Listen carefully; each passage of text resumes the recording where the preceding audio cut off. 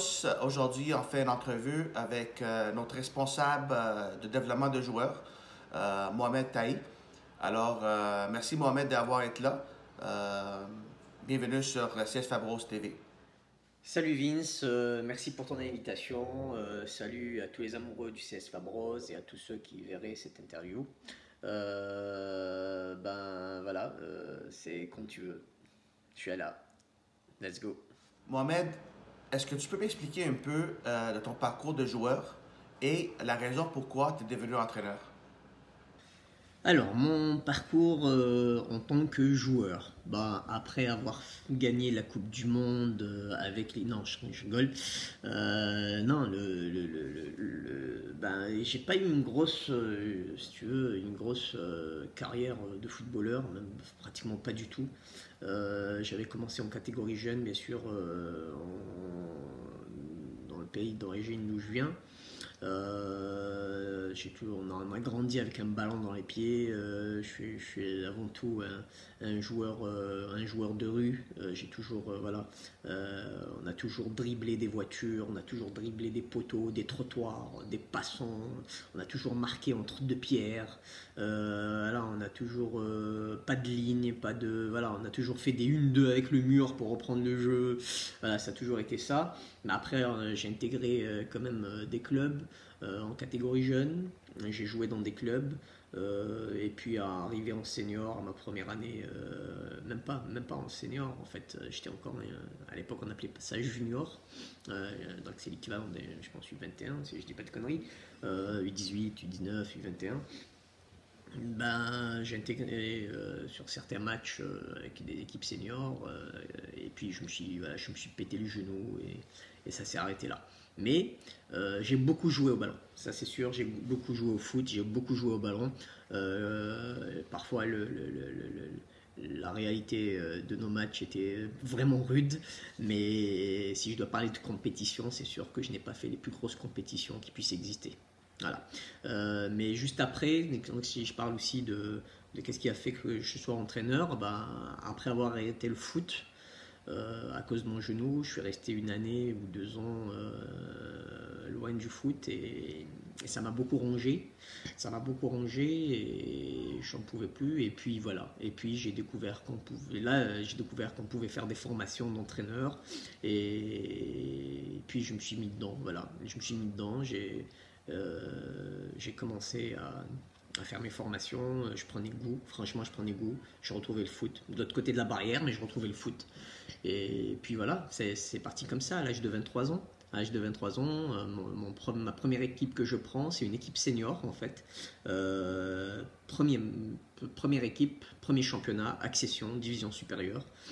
J'ai passé une deuxième année avec eux et puis de là j'ai enchaîné plusieurs équipes seniors et voilà, c'est ça. En gros, c'est ce qui a motivé un petit peu les choses pour que je devienne entraîneur. C'est le fait d'avoir arrêté très jeune une éventuelle. Voilà, je ne peux pas parler de carrière, mais euh, si on peut dire ça comme ça, de Est-ce que tu football. peux nous expliquer quelle est ta philosophie de jeu et le type de joueur que tu recherches? Alors, la philosophie de jeu. Donc, déjà, le football est un jeu de transition. Donc, si je dois parler de philosophie de jeu, moi j'aime bien le beau jeu, ça c'est sûr. Pour moi, lorsque nous sommes en possession de balle, déjà je laisse beaucoup de liberté à la créativité, tout en respectant le modèle de jeu, bien sûr. Je suis une personne qui pense que le fait d'avoir le ballon, ça nous permet d'avoir le contrôle sur le jeu. Donc je suis un adepte de la possession de balle, si on peut dire ça comme ça. Il faut savoir bien sûr, il faut avoir les joueurs adéquats pour gérer les phases de jeu. Ça c'est normal. Sinon, lorsqu'on n'a pas le ballon, j'attends beaucoup de mes joueurs, car l'objectif premier est de récupérer le ballon. J'aime presser haut et m'opposer à la progression de l'adversaire. Et là aussi, il faut des joueurs qui ont le goût de l'effort, tout en respectant bien sûr les principes défensifs. Donc, si je dois parler du style de joueur que j'aime bien, c'est ceux qui répètent les efforts, qui ont le goût de l'effort. Euh, et surtout sur le plan technique, ben voilà, des joueurs très techniques, intelligents. Je pense que c'est un peu le modèle de joueur que recherche chaque éducateur ou entraîneur aujourd'hui. Si on parle bien sûr de joueurs seniors, U21 ou autres. Donc on en est là. Donc c'est ça. Donc ma philosophie, bon, en clair, c'est possession, progression, finition et tout ce qui va avec. Donc tout ce qui va avec autour. C'est pas anodin si je dis que voilà mes références préférées, si tu veux, c'est le FC Barcelone, c'est le Ajax Amsterdam. Je parle pas forcément de tiki-taka, mais voilà. Alors, le football moderne aujourd'hui, il est plus sur la possession de balle et développer des joueurs intelligents, des joueurs qui comprennent le jeu, des joueurs techniques, c'est chose qui est le plus important parmi toutes celles que j'ai proposées actuellement. Mais voilà, c'est ça. Mohamed, tu as entraîné à plusieurs niveaux. Avec tes expériences que tu as eues, à quel niveau tu as aimé entraîner le plus? Entraîner à plusieurs niveaux, oui, ça c'est sûr. On peut dire que j'ai touché à toutes les catégories, tous les niveaux, non. Hein, j'ai quand même pas fait la Ligue des Champions. Mais c'est sûr que j'ai plus ou moins pris en charge toutes les catégories. Oui, finalement, si on parle développement, formation, préformation, initiation, voilà, coaching et plus haut même, ouais, j'ai touché à tout ça. Maintenant, ce que j'ai plus ou moins aimé, ou quelle est l'expérience la plus marquante, c'est clair que c'était du pays d'origine d'où je viens. C'était les moments avec les équipes seniors, bah, c'est autre chose parce qu'on est dans un semi-professionnel, on joue pour des accessions, on joue pour de l'argent, hein, il ne faut pas se le cacher. Donc il y a beaucoup de pression, il y a la presse derrière des tribunes blindées à chaque match, hein, blindées à partir de 3000 voire 4000 supporters autour de toi qui parfois qui se comptent ton nom sur un point glorifique ou parfois juste pour te dénigrer.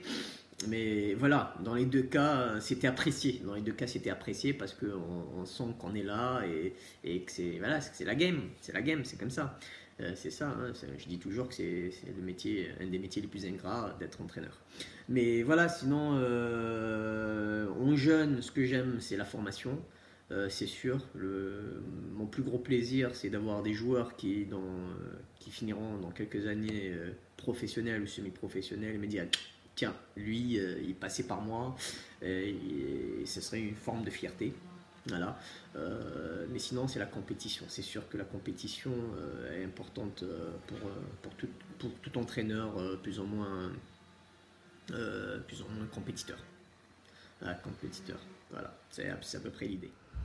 Une petite dernière question.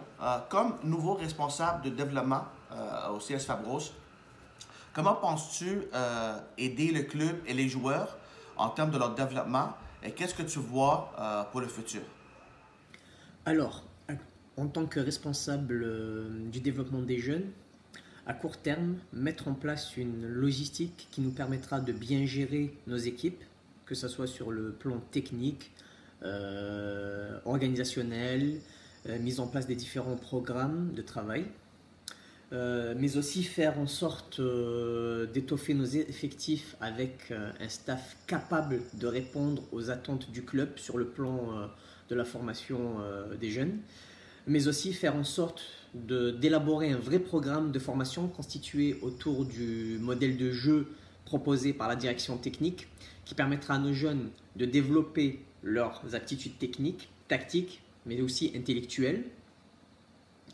Là, je suis donc je suis là pour épauler la direction technique sur tous les différents projets. Là encore, on parle de technique.